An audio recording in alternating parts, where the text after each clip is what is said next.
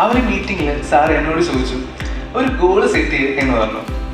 Monthly achieve ചെയ്യാൻ ആഗ്രഹിക്കുന്ന ഒരു ഗോൾ സെറ്റ് ചെയ്യാനായിട്ട് പറഞ്ഞു. ഒരു 3 മാസം കഴിഞ്ഞപ്പോൾ എനിക്ക് ഈ ഒരു കാൽസോൾ കമ്മ്യൂണിറ്റിയിൽ നിന്ന് ഒരു അവാർഡ് കിട്ടി. 1 lakh per month അച്ചീവ് ചെയ്തു എന്ന് പറഞ്ഞു. കഴിഞ്ഞ വർഷം ഇതേപോലെ തന്നെ ഇവിടെ വന്നിട്ട് മീറ്റിംഗ് അറ്റൻഡ് ചെയ്തു. അതിൻ്റെ ഒരു ഫയറിൽ ഞാൻ അനൗൺസ് ചെയ്തു, വെബിനാർ എന്താണെന്ന് പറഞ്ഞിട്ട് അനൗൺസ് ചെയ്തു.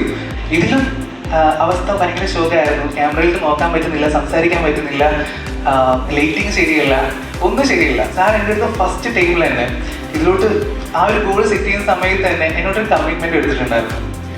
ഈ ഒരു 2 lakhs അച്ചീവ് ചെയ്യുന്ന സമയത്ത് അതിലൊരു 1 lakh എടുത്തിട്ട് എൻ്റെ അമ്മയുടെ കയ്യിൽ കൊടുക്കണം എന്ന് പറഞ്ഞു.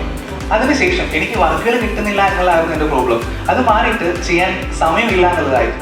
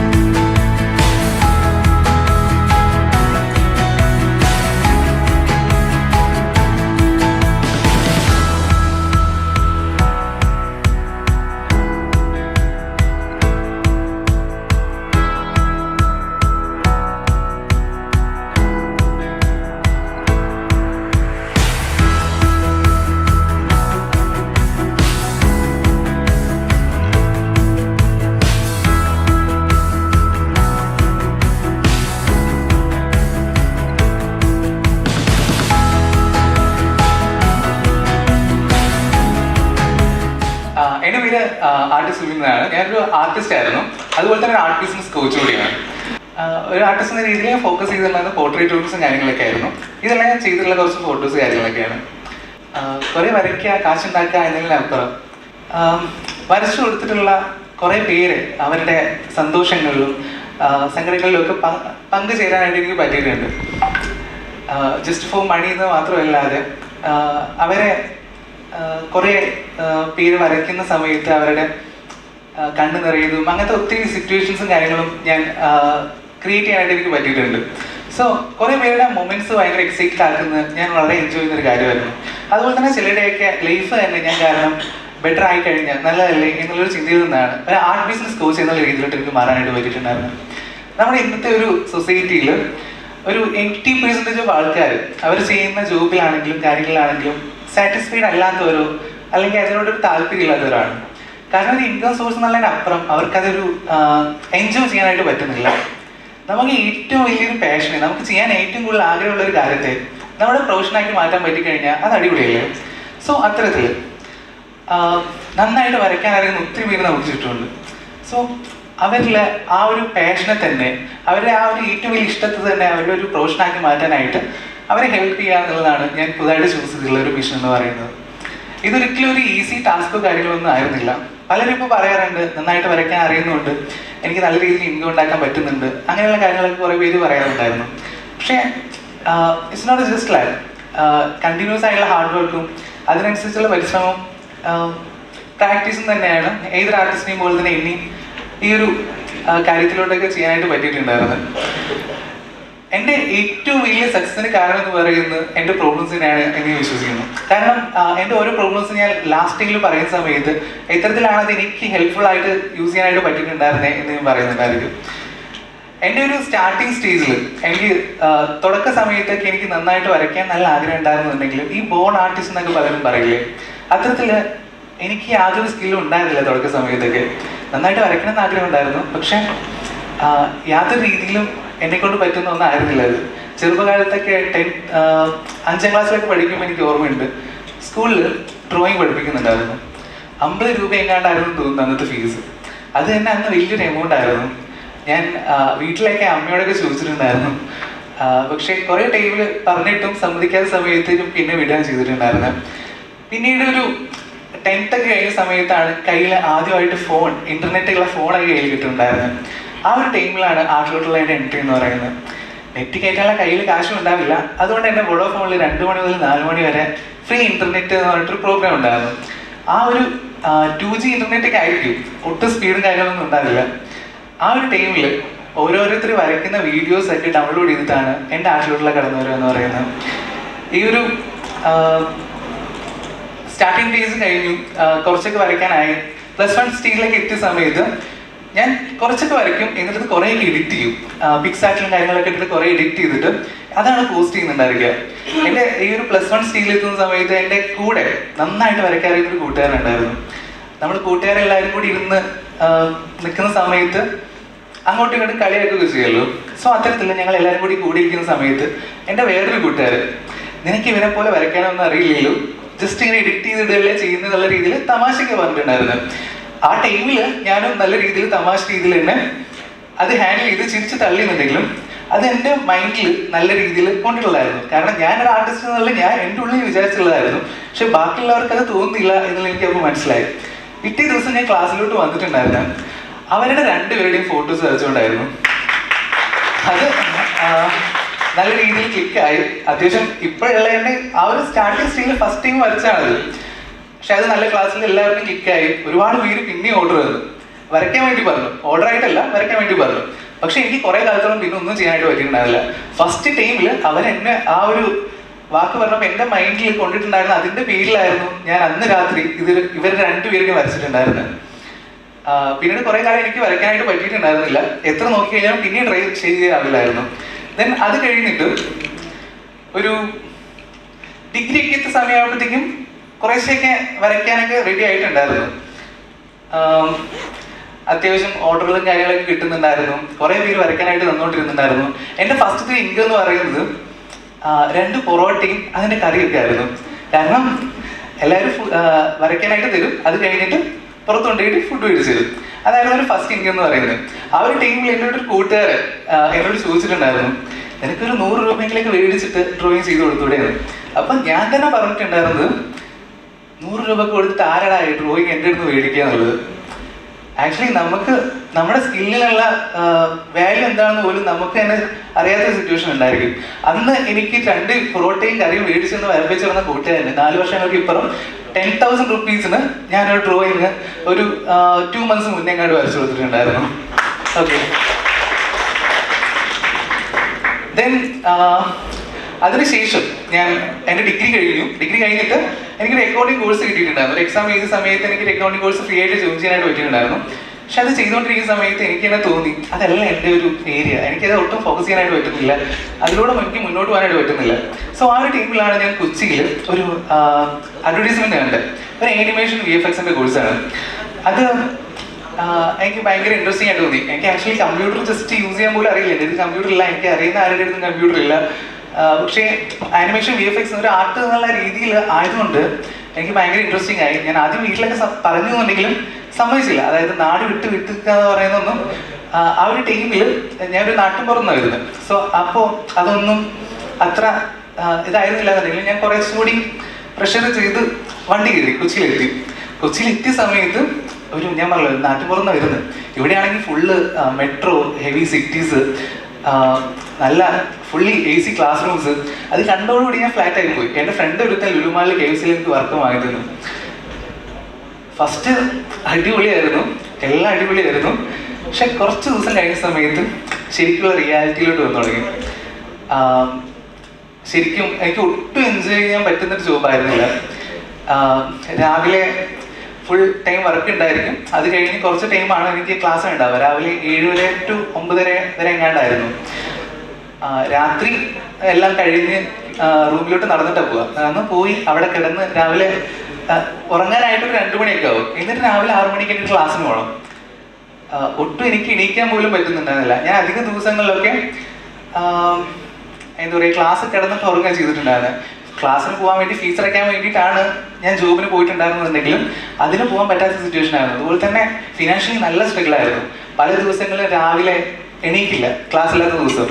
രാവിലത്തെ ഫുഡ് സ്കിപ്പ് ചെയ്യാൻ വേണ്ടിയിട്ട്, കാരണം കിട്ടുന്ന എമൗണ്ട് ഒന്നും തികയുന്നുണ്ടായിരുന്നില്ല. ഫീസ് കൊടുക്കുക, ബാക്കി കൊടുത്തു കഴിഞ്ഞാൽ അധികം ദിവസങ്ങളിലും 2 നേരമായിരുന്നു ഫുഡ് എന്ന് പറയുന്നത്. രാത്രിയൊക്കെ ഒരു 10 രൂപയുടെ മാഗി പാക്കറ്റ് കൊണ്ടുവന്നിട്ട് അതും ഷെയർ ചെയ്ത് കഴിച്ച് എനിക്ക് ഓർമ്മയുണ്ട്. സോ അന്ന് വല്ലാതെ മെലിഞ്ഞൊട്ടി ഡെയിലി ഫുഡ് പോയിസൺ അടിച്ച് അങ്ങനത്തെ ഒരു ടൈമായിരുന്നു അതെന്ന് പറയുന്നത്. ദെൻ ഞാൻ എപ്പോഴും പോകാൻ ആഗ്രഹിച്ചിരുന്ന സ്ഥലം ഉണ്ടായിരുന്നു മാളിൽ. ഞാൻ ലുലു മാളിലായിരുന്നു വർക്ക് ചെയ്തിട്ടുണ്ടായിരുന്നത്, KFC-യിലായിരുന്നു. ആ ഒരു ടൈമിൽ അതിൻ്റെ ഏറ്റവും ബേസ്മെൻറ്റിലായിട്ട് ഒരു ആർട്ട് ഷോപ്പ് ഉണ്ടായിരുന്നു. ഞാൻ ഇപ്പോൾ ഫ്രീ ടൈം കിട്ടുമ്പോൾ അവിടെ പോയി നിൽക്കുക, ഓരോരുത്തർ വരയ്ക്കുന്നത് കാണും. എന്താ പറയുക, ഫുൾ ടൈം ഞാൻ അവിടെ തന്നെ ഉണ്ടാവും, അവരുടെ കൂടെ ഇങ്ങനെ ഉണ്ടാവുമായിരുന്നു. അവിടെ തന്നെ ഒരു ജോബ് കിട്ടുമെന്ന് അറിയാൻ വേണ്ടി ഞാൻ ട്രൈ ചെയ്തിട്ടുണ്ടായിരുന്നു. ഓൾമോസ്റ്റ് ഞാൻ വിചാരിച്ചിട്ടുണ്ടെങ്കിൽ ഞാൻ ഒരു ആർട്ടിസ്റ്റാണ്, അവിടെ ഒരു ജോബ് കിട്ടിക്കഴിഞ്ഞാൽ ബെറ്റർ ആയിട്ടുള്ള സാലറി ഉണ്ട്, നല്ല ഇഷ്ടപ്പെട്ട ജോബാണ്, നല്ല രീതിയിൽ എൻജോയ് ചെയ്യാന്നൊക്കെ വിചാരിച്ചിട്ട് അവിടെ ജോലി കിട്ടുമെന്ന് അറിയാൻ വേണ്ടി ഞാൻ ട്രൈ ചെയ്തിട്ടുണ്ടായിരുന്നു. പക്ഷേ എൻ്റെ ആർട്ട് സ്കിൽ അത്ര പോരാന്ന് പറഞ്ഞിട്ട് അവിടെ നിന്ന് ഒഴിവാക്കി. അത് ഭയങ്കര വിഷമമുള്ള കാര്യമായിരുന്നു ആ ഒരു സ്റ്റാർട്ടിങ് സ്റ്റേജിൽ എന്ന് പറയുന്നത്. ദെൻ എനിക്ക് ഒട്ടും ആ ഒരു KFC-യിൽ നിൽക്കാൻ പറ്റാത്തൊരു സിറ്റുവേഷൻ വന്നു. ദെൻ ഞാൻ അവിടെ നിന്ന് റിസൈൻ ഇട്ടിട്ട് നെക്സ്റ്റ് എന്താ ചെയ്യുക എന്നുള്ളതായിരുന്നു എൻ്റെ ചിന്ത. എങ്ങനെയാണ് ആർട്ട് സെല് ചെയ്യുക എന്നുള്ളതൊക്കെ പഠിക്കാനായിട്ടായിരുന്നു പിന്നീട് ശ്രമം ഉണ്ടായിരുന്നത്. ഞാൻ ആദ്യം പ്ലാൻ ചെയ്തിട്ടുണ്ടായിരുന്നു കുറേ പോസ്റ്റേഴ്സ് ഒക്കെ അടിച്ചിറക്കിയിട്ട് കുറേ സ്ഥലത്തൊക്കെ ഒട്ടിച്ച് കഴിഞ്ഞാൽ അങ്ങനെ എവിടെയെങ്കിലും വർക്കുകൾ കിട്ടുമൊക്കെ എന്ന് വിചാരിച്ചു. പക്ഷെ അത് പ്രാക്ടിക്കൽ അല്ല എന്നുള്ളത് പിന്നീട് മനസ്സിലായി. ദെൻ കുറേ ആർട്ടിസ്റ്റുകളെ ഞാൻ ഫേസ്ബുക്കിൽ നിന്ന് കാര്യങ്ങളൊക്കെ കണക്ട് ചെയ്തിട്ട് എങ്ങനെയാണ് ആർട്ട് സെല് ചെയ്യാനായിട്ട് പറ്റുക, എങ്ങനെ ആർട്ട് വർക്കിൽ കിട്ടുക എന്നുള്ളത് ചോദിച്ചിട്ടുണ്ടായിരുന്നു. പക്ഷെ അവരും എനിക്ക് കറക്റ്റായിട്ടുള്ള ഇതൊന്നും പറഞ്ഞില്ല, വല്ല ജോബിനും പൊക്കും എന്നുള്ള രീതിയിലായിരുന്നു ഞാൻ പറഞ്ഞിട്ടുണ്ടായിരുന്നത്. ദെൻ എങ്ങനെയെങ്കിലും ആർട്ടിസ്റ്റ് എന്നുള്ള രീതിയിൽ പിടിച്ചു നിൽക്കണം എന്നുള്ള ചിന്ത കൊണ്ട് ഞാൻ കുറേ ആർട്ട് ഗാലറിയിലൊക്കെ വിളിച്ച് ചോദിച്ചു, പെയിൻറ്റിങ് എല്ലാം കൊണ്ടുവന്ന് വെച്ച് കഴിഞ്ഞാൽ അതിന് വലിയ എമൗണ്ട് കിട്ടുമെന്ന് ചോദിച്ചു. അതുപോലെ സ്റ്റുഡിയോസിലൊക്കെ കുറേ സ്റ്റുഡിയോസിലൊക്കെ കയറിയിട്ട് ഡ്രോയിങ് മോഡൽ വെച്ചു, എവിടെന്നെങ്കിലും ഒരു ദിവസമെങ്കിലും ഒരു ഒറ്റ ഓർഡറെങ്കിലും കിട്ടിക്കഴിഞ്ഞാൽ അത്യാവശ്യം എമൗണ്ട് കിട്ടും എന്നുള്ള രീതിയിൽ. പക്ഷെ എല്ലായിടത്തും ഫെയിലായിരുന്നു. ദെൻ എല്ലാം മതിയാക്കി ഞാൻ പോവാം എന്നോർത്ത് നിൽക്കുന്ന സമയത്താണ് ഞങ്ങളുടെ വാട്സപ്പിൽ ഫേസ്ബുക്ക് ആർട്ടിസ്റ്റ് കൂട്ടായ്മ എന്ന് പറഞ്ഞിട്ടൊരു ഗ്രൂപ്പ് ഉണ്ട്.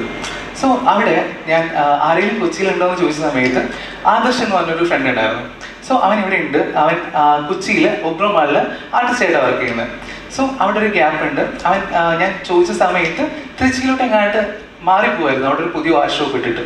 ഞാൻ അവിടെ പോയി എൻ്റെ ആർട്ട് വർക്കുകളും കാര്യങ്ങളൊക്കെ കാണിച്ചു കൊടുത്തു. അപ്പോഴത്തേക്കും കുറച്ചും കൂടി ഇമ്പ്രൂവ് ആയിട്ടുണ്ടായിരുന്നു. ദെൻ അവിടെ എനിക്ക് ജോബ് കിട്ടി. ഒരു 2 വർഷത്തോളം ഞാൻ അവിടെ വർക്ക് ചെയ്തിട്ടുണ്ടായിരുന്നു. അവിടെ ഞാൻ ഏറ്റവും ആഗ്രഹിച്ച ജോബ്, നല്ല ചുറ്റും ഒത്തിരി പെൻസിൽസ്, കുറേ വർണ്ണങ്ങൾ വരച്ചുകൊണ്ടിരുന്നാൽ മാത്രം മതി, ബെറ്റർ ആയിട്ടുള്ള സാലറി ഉണ്ട്, അത്യാവശ്യം പറഞ്ഞു കഴിഞ്ഞാൽ 3 നേരം ഫുഡ് കഴിക്കാനായിട്ട് പറ്റും, ഫുഡ് അവിടെ നിന്ന് പ്രൊവൈഡ് ചെയ്യുന്നുണ്ടായിരുന്നു. സോ ആ ഒരു സിറ്റുവേഷനിലായിരുന്നു ഞാനെന്ന് പറയുന്നത്. കുറേ കാലം ഹെവനായിരുന്നു. പിന്നീട് കൊറോണ വന്നു. പിന്നീട് ഞാൻ ജോയിൻ ചെയ്ത സമയത്താണെങ്കിലും ഒരു 8 മാസത്തോളം പ്രോപ്പറായിട്ടുള്ള സാലറിയും കാര്യങ്ങളൊന്നും ഇല്ലാതെ ഞാൻ വർക്ക് ചെയ്ത്.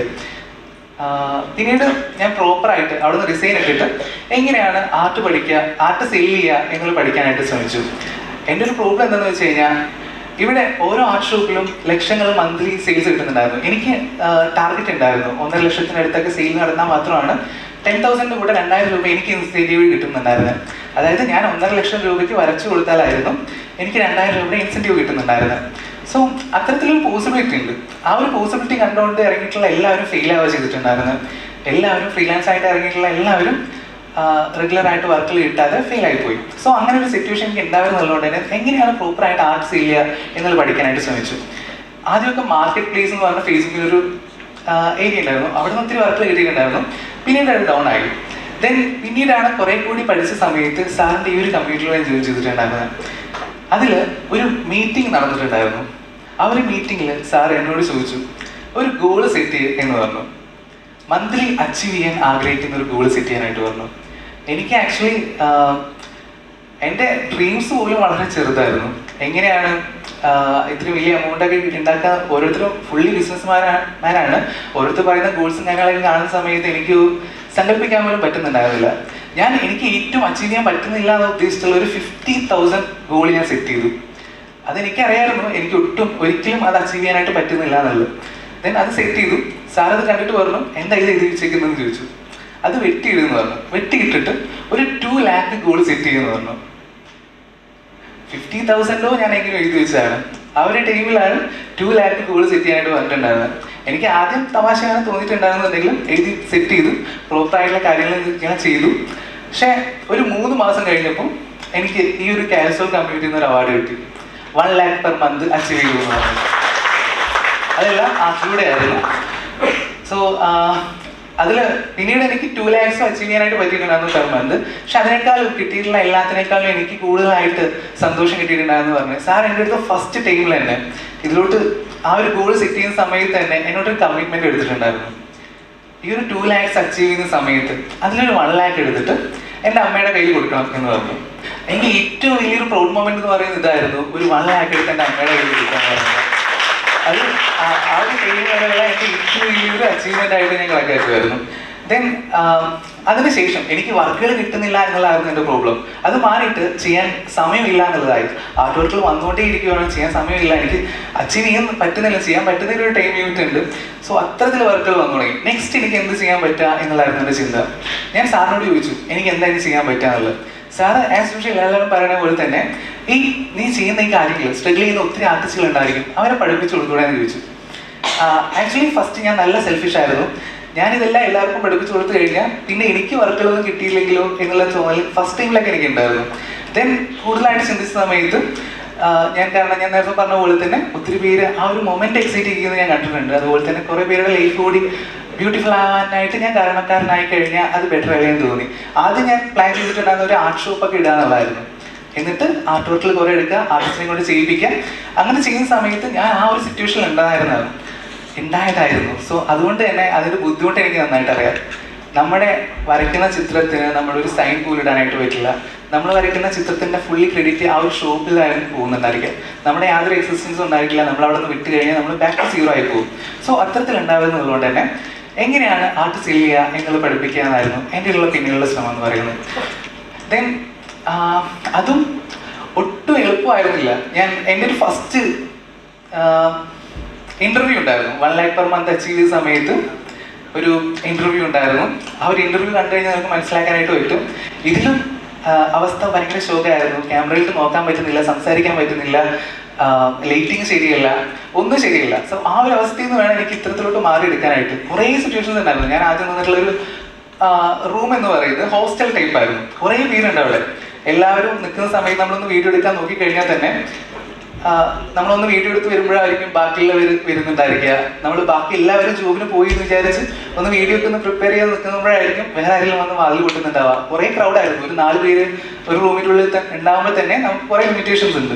സോ അവിടെ നിന്ന് എനിക്ക് വിട്ടു പോരേണ്ടി വന്നു. എല്ലാം നിർത്തി ഞാൻ നാട്ടിലോട്ട് പോയി. ദെൻ അവിടെയാണ് ബാക്കി കാര്യങ്ങൾ എനിക്ക് സെറ്റ് ചെയ്യാനായിട്ട് പറ്റിയിട്ടുണ്ടായിരുന്നു. സ്റ്റാർട്ടിങ് ടൈമിൽ ഒത്തിരി പ്രോബ്ലംസ് ഉണ്ടായിരുന്നു. നമുക്കിപ്പോൾ ഈ ഒരു വീഡിയോ പ്രസൻസ് തന്നെയായിരുന്നു ഏറ്റവും വലിയ ടാസ്ക്. ഇപ്പം ഞാൻ സ്റ്റേജിൽ കിടന്ന് വരയ്ക്കുന്ന പോലെ എപ്പോഴും വീഡിയോ എടുക്കുമ്പോഴും ഞാൻ ഫസ്റ്റ് ടൈം നല്ല വരയ്ക്കുന്നുണ്ടായിരുന്നു. എന്നിട്ടത് ഞാൻ ഓക്കെ ആക്കി എടുത്തു. ദെൻ ടൈം എന്ന് പറയുന്നത് മറ്റൊരു വലിയ ഇഷ്യൂ ആയിരുന്നു. ഞാൻ പറഞ്ഞ പോലെ തന്നെ വരയ്ക്കാൻ വരുന്ന വർക്കുകൾ തന്നെ മാനേജ് ചെയ്യാൻ ഒട്ടും പറ്റുന്നില്ല. അതിനിടയ്ക്ക് വീഡിയോ എടുക്കാനും ക്ലാസ് കൊടുക്കാനും ഒന്നും പറ്റുന്നില്ല. സോ ടൈം എനിക്ക് വലിയൊരു ഇഷ്യൂ ആയിരുന്നു. മന്ത്ലി 1 lakh കണ്ടിന്യൂസ് ആയിട്ട് കിട്ടിക്കൊണ്ടിരിക്കുന്ന സമയത്ത് ഞാനത് ഫുള്ളി സ്റ്റോപ്പ് ചെയ്തു. ഞാൻ കുറേ കാലം ട്രൈ ചെയ്തുകൊണ്ടിരുന്നുണ്ടായിരുന്നു. ഫുള്ളി സ്റ്റോപ്പ് ചെയ്തു. ഇനി ഫസ്റ്റ് പ്രയോറിറ്റി എന്ന് പറയുന്നത് ഈ ഒരു ക്ലാസ് കൊടുക്കലാണെന്ന് വിചാരിച്ച് എനിക്ക് എൻ്റെ കയ്യിലുള്ള എമൗണ്ട്സ് മൊത്തം ഞാൻ പൊട്ടിപ്പോയിട്ടുണ്ടായിരുന്നു. ക്യാമറ എടുത്തു, ലാപ്പ് എടുത്തു, അതുപോലെ ഐപാഡ് എടുത്തു, ഓഫീസ് ബിൽഡ് ചെയ്തുകൊണ്ടിരിക്കുന്നുണ്ടായിരുന്നു. കയ്യിൽ ബാലൻസും കാര്യങ്ങളൊന്നും വല്ലാണ്ട് ഇല്ലാത്ത സമയത്ത് തന്നെ വന്നുകൊണ്ടിരിക്കുന്ന ഇൻകത്തിനെ മൊത്തത്തിൽ സ്റ്റോപ്പ് ചെയ്തിട്ടാണ് ഈ ഒരു ആർട്ട് ബിസിനസ് കോച്ച് എന്നുള്ള രീതിയിലോട്ട് എനിക്ക് മാറാനായിട്ട് ഞാൻ ഡിസിഷൻ എടുത്തിട്ടുണ്ടായിരുന്നു. അതുപോലെ തന്നെ എൻ്റെ ഫസ്റ്റ് വെബിനാർ എന്ന് പറയുന്നത് ഈ വർഷം January 1st ആയിരുന്നു ഞാൻ പ്രിപ്പയർ ചെയ്തിട്ടുണ്ടായിരുന്നത്. കഴിഞ്ഞ വർഷം ഇതേപോലെ തന്നെ ഇവിടെ വന്നിട്ട് മീറ്റിംഗ് അറ്റൻഡ് ചെയ്തു. അതിൻ്റെ ഒരു ഫയറിൽ ഞാൻ അനൗൺസ് ചെയ്തു, വെബിനാർ എന്താണെന്ന് പറഞ്ഞിട്ട് അനൗൺസ് ചെയ്തു. പക്ഷേ ഫസ്റ്റ് എല്ലാവരും കൂടി വന്ന സമയത്ത് എനിക്കൊന്നും പറയാൻ കിട്ടുന്നില്ല. എന്നിട്ട് ഞാൻ വെബിനാർ ക്ലോസ് ചെയ്തു. ഞാൻ ടെക്നിക്കൽ ഇഷ്യൂ ആണെന്ന് പറഞ്ഞിട്ട് ക്ലോസ് ചെയ്തു.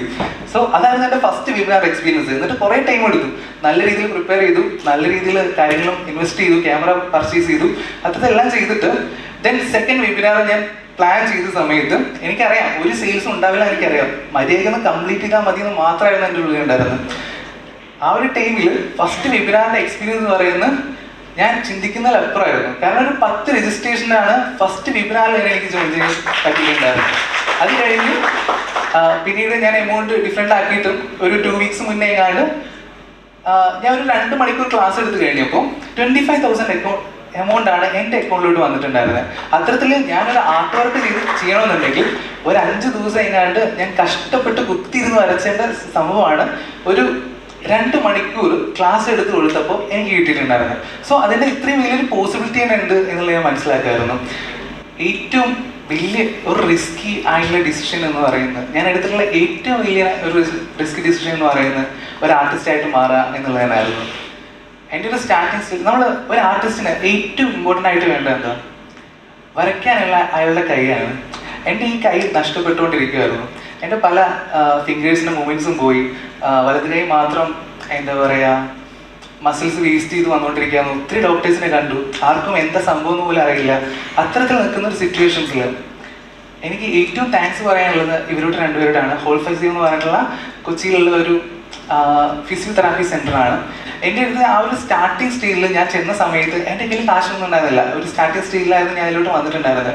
എൻ്റെ കയ്യിൽ ഒരു ഫിസിയോ ചെയ്യണം എന്ന് വിചാരിച്ച് വന്ന സമയത്ത് 1-2 ദിവസം ഫിസിയോ ചെയ്യാം എന്നുള്ള രീതിയിലാണ് ഞാൻ അങ്ങോട്ട് ചെന്നിട്ടുണ്ടായിരുന്നത്. അത്രയ്ക്കുള്ള കാശ് എൻ്റെ അക്കൗണ്ടിൽ അന്ന് ഉണ്ടായിരുന്നുള്ളൂ. സോ ഞാൻ ഫസ്റ്റ് ആഷ്ലി സാറിൻ്റെ അടുത്തോട് ചെന്നു. എന്നിട്ട് എൻ്റെ സിറ്റുവേഷൻസ് ഇതൊക്കെയാണെന്ന് പറഞ്ഞു. ആ ഒരു ടൈമിൽ സാർ എന്നെ കുറേ ഡോക്ടേഴ്സിൻ്റെ അടുത്തോട് പറഞ്ഞു വിട്ടു. ഞാൻ ആദ്യം വിചാരിച്ചത് എല്ലാ ഡോക്ടേഴ്സും ചെയ്യുന്ന പോലെ തന്നെ കുറേ പേര് ഇങ്ങനെ കൺസൾട്ട് ചെയ്യിക്കാനായിട്ട് വരിക അങ്ങനെ ആയിരുന്നു ഞാൻ ആദ്യം വിചാരിച്ചിട്ടുണ്ടായിരുന്നു. ദെൻ അതിനുശേഷം സാർ എന്നെ ഓഫീസിലോട്ട് വിളിപ്പിച്ചു. ഇതിൽ എന്താണ് സിറ്റുവേഷൻ ആർക്കും മനസ്സിലാക്കാനായിട്ട് പറ്റുന്നില്ല, നീ ഒരു കാര്യം ചെയ്യും, ഇവിടുന്ന് ട്രീറ്റ്മെൻറ്റ് എടുക്കുക, പേയ്മെൻ്റ് ഒന്നും ചെയ്യേണ്ട ആവശ്യമില്ല, ബെറ്റർ ആയിട്ട് പോകുമെന്ന് പറഞ്ഞു. ഇതിൻ്റെ കുറച്ചും കൂടി ബെറ്റർ ആയിട്ടുള്ള ഓഫീസ് മറ്റൊരു സ്ഥലത്തുണ്ട്, അവിടെ പോയിട്ട് ട്രീറ്റ്മെൻറ്റ് എടുക്കുക, ബെറ്റർ ആവുമെന്ന് പറഞ്ഞു. പക്ഷേ എനിക്ക് ഫ്രീ ആയിട്ട് ചെയ്യാനായിട്ട് ഒട്ടും താല്പര്യം ഉണ്ടായിരുന്നില്ല. ഞാൻ എൻ്റെ ട്രീറ്റ്മെൻറ്റ് കഴിഞ്ഞിട്ട് ഞാൻ എപ്പോഴും എല്ലാ ദിവസവും റിസപ്ഷൻ സെൻറ്ററിൽ പോകും, പേയ്മെൻറ്റ് ചെയ്യാനായിട്ട് നോക്കും. എന്തോ ചെറിയ പേയ്മെൻറ്റ് എത്രയാണെന്ന് കൺഫ്യൂഷൻ ഉണ്ട്, ഡോക്ടറോട് ചോദിച്ചിട്ട് പറയാമെന്ന് എല്ലാ ദിവസവും ചെല്ലുമ്പോഴും പറയും. 4ാമത്തെ ദിവസം ഡോക്ടർ എന്നെ ഓഫീസിലോട്ട് വിളിപ്പിച്ചു. എന്നിട്ട് പറഞ്ഞു, നീ പേയ്മെൻറ്റിനെ കുറിച്ചൊന്നും ആലോചിക്കേണ്ട, ഈ ഒരു ട്രീറ്റ്മെൻറ്റ് എടുത്ത് ബെറ്റർ ആയിട്ട് പോകുന്നത്. അതും അത്രയും വലിയൊരു സ്ഥാപനമാണ്, എല്ലാ മൂവി സ്റ്റാർസും കാര്യങ്ങളൊക്കെ വന്നുകൊണ്ടിരിക്കുന്ന സ്ഥലമാണ് ഹോൾ ഫിസിയോ എന്ന് പറയും. സോ ഈ ഒരു കുറേ കാലം ഞാൻ അവിടുന്ന് മാസങ്ങളോളം ഞാൻ അവിടുന്ന് ട്രീറ്റ്മെൻറ്റ് എടുത്തിട്ടുണ്ടായിരുന്നു. ആ ഒരു ടൈം എന്ന് പറയുന്നത് എനിക്ക് ഒട്ടും ഫിനാൻഷ്യലി ഞാൻ ഒട്ടും സ്റ്റേബിൾ അല്ലാത്ത ഒരു ടൈമായിരുന്നു. അത് കഴിഞ്ഞ് കുറേ കാലം കഴിഞ്ഞിട്ട് സാറിൻ്റെ ഒരു മീറ്റിംഗ് ഉണ്ടായിരുന്നു, ഒരു മെൻറ്റേഴ്സ് ഡേയിൽ. ആ ഒരു മെൻറ്റേഴ്സ് ഡേയിൽ സാറ് പറഞ്ഞു, ഏറ്റവും ഇമ്പോർട്ടൻ്റ് ആയിട്ടുള്ള കുറച്ച് 10 പേരോട് തന്നെ ഗ്രാറ്റിറ്റ്യൂഡ് പറയണം എന്ന് പറഞ്ഞിട്ടുണ്ടായിരുന്നു. ആ ഒരു ടൈമിലാണ് ഞാൻ ഓപ്പണായിട്ട്, എൻ്റെ ഫുള്ളി ഓപ്പണായിട്ട് ഈ 2 പേരെയും വിളിച്ചിട്ട്, ഒന്നെൻ്റെ ആ ഒരു ഡോക്ടറാണ്, അവിടുത്തെ നൃത്തം നടത്തുന്ന ഒരു ഡോക്ടറാണ്, മറ്റേന്ന് പറയുന്നത് എൻ്റെ ഫിസിയോ ആയിരുന്നു, നസീഹ എന്ന് പറയും, മറ്റേത് ആഷ്ലി സാറാണ്. സോ ഇവരോട് 2 പേരോട് ഞാൻ നല്ല രീതിയിൽ എൻ്റെ മനസ്സ് ഓപ്പൺ ആക്കി പറഞ്ഞിട്ടുണ്ടായിരുന്നു. അതുപോലെ തന്നെ ഞാൻ ചോദിച്ചു, എന്തുകൊണ്ടാണ് സാർ എന്നോട് അന്ന് പേയ്മെൻ്റ് ഒന്നും വേണ്ട എന്ന് പറഞ്ഞിട്ടുണ്ടായിരുന്നത്. ഞാൻ അപ്പോഴാണ് ചോദിക്കുന്നത്, സാർ ആ ഒരു മെൻറ്റർഷിപ്പ് ഡേക്ക് ഗ്രാറ്റിറ്റ്യൂഡ് പറയാൻ ചോദിച്ചാന്ന്. സോ ആ ഒരു ടൈമിൽ സാർ പറഞ്ഞ ആൻസർ എന്ന് പറയുന്നത്, എൻ്റെ അപ്പോഴത്തെ ഒരു ഫേസ് കണ്ട സമയത്ത് തന്നെ സാറിന് മനസ്സിലായിട്ടുണ്ടായിരുന്നു, ഹി നീഡ് ഹെൽപ്സ്. അതിൻ്റെ എല്ലാ കഴിവും ഉണ്ടായിരിക്കുന്ന സമയത്ത് എന്തുകൊണ്ട് ഹെൽപ്പ് ചെയ്യാൻ പറ്റില്ല എന്ന് ചിന്തിച്ചു. എന്നെ കണ്ട സമയത്ത് തന്നെ എൻ്റെ ഫേസിൽ നിന്ന് മനസ്സിലാക്കി, എനിക്ക് നല്ല സ്ട്രഗിൾ ചെയ്യുന്നുണ്ട്, ഐ നീഡ് ഹെൽപ്പ് എന്ന് മനസ്സിലാക്കി. അതുകൊണ്ടാണ് അത്തരത്തിൽ പറഞ്ഞിട്ടുണ്ടായിരുന്നുള്ളത്. സോ ഒരാളെടുക്കുന്ന വളരെ ചെറിയൊരു ഡിസിഷൻ തന്നെ മറ്റൊരാളുടെ ലൈഫിനെ തന്നെ ചേഞ്ച് ചെയ്യിക്കാനായിട്ട് പറ്റും. സോ അത്തരത്തിൽ സാറ് പറഞ്ഞിട്ടുള്ള ആ ഒരു കോൺട്രിബ്യൂഷൻ മൈൻഡ് സെറ്റിൻ്റെ കോൺട്രിബ്യൂഷൻ ചെയ്യണം എന്നുള്ള കാര്യം അത് വളരെ ഇമ്പോർട്ടൻ്റ് ആയിട്ട് എനിക്ക് മനസ്സിലാവുന്ന അപ്പോഴായിരുന്നു. അത്തരത്തിൽ കുറേയൊക്കെ കുറച്ച് പേരുടെയെങ്കിലും ലൈഫിൽ എനിക്കും ഹെൽപ്പ് ചെയ്യാനായിട്ട് പറ്റിയിട്ടുണ്ട്. ചിലരുടെയൊക്കെ നല്ല രീതിയിൽ സ്ട്രഗിൾ ചെയ്യുന്ന സമയത്ത് ഞാൻ സ്ഥിരമായിട്ട് കോൺട്രിബ്യൂഷൻ ആ ഒരു ചാരിറ്റി പർപ്പസിന് വേണ്ടിയിട്ട് എമൗണ്ട് മാറ്റി വയ്ക്കാറുണ്ട്. അത്തരത്തിൽ എനിക്കും ചിലരെയൊക്കെ ഹെൽപ്പ് ചെയ്യാനായിട്ട് പറ്റിയിട്ടുണ്ട്. സോ നമ്മളെടുക്കുന്ന വളരെ ചെറിയൊരു തീരുമാനങ്ങൾ വരെ, നമ്മൾ കൊടുക്കുന്ന വളരെ ചെറിയൊരു കോൺട്രിബ്യൂഷൻസ് വരെ മറ്റൊരാളുടെ ലൈഫിനെ തന്നെ ചേഞ്ച് ചെയ്യാനായിട്ട് പറ്റും.